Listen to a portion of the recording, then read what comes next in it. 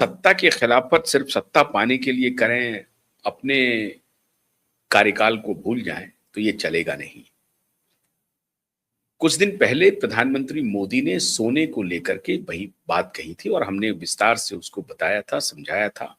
आप सबका बहुत स्नेह भी मिला, उस वीडियो को काफी सफलता मिली। मैं एक बार फिर से ये अनुरोध करना चाहूंगा कि मैं इस कार्यक्रम की जो भी शुरुआत किया हूं, आगे चर्चा बढ़ाने के पहले, कि हमारा जो QYIB.in है अंग्रेजी का और PrakashTV.in है हिंदी का, और हमारे फेसबुक पेज को और हमारे एक्स के प्लेटफॉर्म को जरूर फॉलो कीजिए। ये बहुत बड़ा सहयोग होगा QYIB नेटवर्क के प्रति आप सभी दर्शकों का। अब चर्चा कर रहे हैं कि कुछ दिन पहले हमने ये बताया था कि क्यों मोदी ने सोने को लेकर के इतनी बड़ी टिप्पणी की थी, और वो बात अब आपको समझ में आ गई होगी। सोने का पूरा गेम प्लान आपको समझ में आ गया होगा। लेकिन प्रत्येक दिन मोदी को इस तरह के गेम प्लान से दो चार होना पड़ रहा है। अभी एक बड़ा गेम प्लान फिर शुरू हो गया और ये अक्टूबर तक ये गेम प्लान चलेगा, और इस दौरान पूरी तरह से भड़काने की कोशिश होगी। सड़कों पर लोग आएंगे। अभी से मैं कह रहा हूं, इसकी पूरी तैयारी बन गई है। मोदी को घेरने की पूरी व्यूह रचना तैयार हो गई है। इस बार व्यूह रचना क्या है? एक व्हाइट गोल्ड आया है, और उस व्हाइट गोल्ड का चक्कर यह है कि उसको आप खाते हैं, उसके बिना आप रह नहीं सकते। और वो व्हाइट गोल्ड क्या है? वो व्हाइट गोल्ड है चीनी। लेकिन इस चीनी को नमकीन बनाया जा रहा है, इसकी मिठास को कम की जा रही है। जब ये चीनी नमकीन हो जाएगा तो खारा लगने लगेगा, और इस खारेपन में सरकार धुल जाएगी। तैयारी यही हो रही है। मैं क्यों ये बात कह रहा हूं? पिछले एक दो सप्ताह के अंदर, और ये अभी और आगे होने वाला है मामला, 47-48 रुपए से प्रति किलोग्राम चीनी की कीमत 55-56 रुपए पहुंच चुकी है। और ये चीनी 60 तक, कहीं कहीं तो 60 रुपए भी किलो बिक रही है। 10-10 रुपए का, 11-12-15 रुपए का इजाफा चीनी की कीमत में हो जाए तो ये छोटी घटना नहीं है। चलिए 50 पैसे हो जाए, 1 रुपए हो जाए, 1.5 रुपए तक चलेगा, 2 रुपए तक महंगाई चलेगी, लेकिन 10 से 15 रुपए तक का इजाफा हो जाए प्रति किलो, तो आपको गेम समझना चाहिए। गेम समझना चाहिए कि ये चीनी का ये नॉर्मल खेल नहीं चल रहा है, खेल बड़ा तगड़ा है। लेकिन सरकार ने इस खेल को पकड़ लिया है। तो पहले खेल बताते हैं, फिर सरकार का जो क्रैकडाउन है वो भी बताते हैं। खेल क्या है? खेल यूं हुआ कि थोड़ी अतिवृष्टि कहीं हो गई और थोड़ी कहीं कम बारिश हुई, तो गन्ने की जो पैदावार है उसकी जो अपेक्षा थी उससे थोड़ा सा कम पैदावार होने की संभावना आई।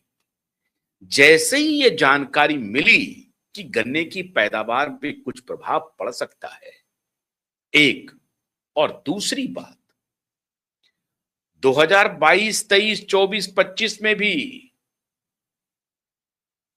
गन्ने से इथेनॉल बनाने की बात होती थी और बड़ी मात्रा में बनती थी।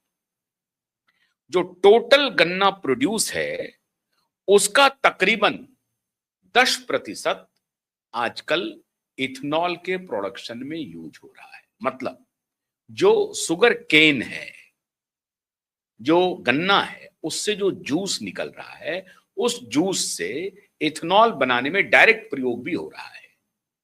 खाली उसके जो अतिरेक है गन्ने का, जब आप उसका जूस निकाल लेते हैं और उसके बाद जो बचता है, उससे जो निकाला जाता है, उससे जो बनाया जाता है इथेनॉल, उसके अलावा डायरेक्ट गन्ने के जूस से भी इथेनॉल बनाने की प्रक्रिया होती है। तो टोटल गन्ने के प्रोडक्शन से 10% का प्रोडक्शन जो है वो इथेनॉल में प्रयोग हो रहा है, बल्कि 12% तो प्रयोग हुआ 2022-23 में। लेकिन अभी 26 में, 25-26 में, चूंकि इथेनॉल में आग लगाई गई, इथेनॉल के नैरेटिव में आग लगाई गई कि इथेनॉल से जो है वो हमारी गाड़ियां खराब हो रही हैं, तो इथेनॉल अभी क्या है? चर्चा में है।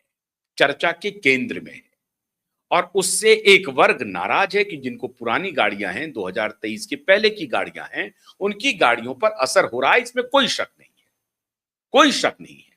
लेकिन मैं इसके पहले जरा इस सरकार को घेरने वाले लोगों से एक मैं वीडियो, आप सबने देखा होगा, लेकिन फिर भी मैं आपको ये वीडियो, प्रवीण मैंने आपको भेजा है, वो वीडियो को चलाइए जरा सा। ये वीडियो है 2012-13 का, उसके पहले का भी, बल्कि 2004 के बाद का वीडियो है ये श्रीमान मणिशंकर अय्यर जी का है। जब वो पेट्रोलियम मिनिस्टर थे, मणिशंकर अय्यर जी ने पार्लियामेंट में कहा कि सरकार ने सिर्फ 2 लाइन का नोट जारी नहीं किया है, सरकार ने नोट जारी करने के साथ साथ अपनी प्रतिबद्धता प्रदर्शित की है कि बाय हुक एंड क्रुक हम पेट्रोल में एथेनॉल की ब्लेंडिंग की जो प्रक्रिया है उसको मजबूत करेंगे आने वाले दिनों में। मतलब ये हुआ कि पिछली सरकार भी एथेनॉल ब्लेंडिंग को लेकर के आगे बढ़ रही थी। क्या इरादा था उनका?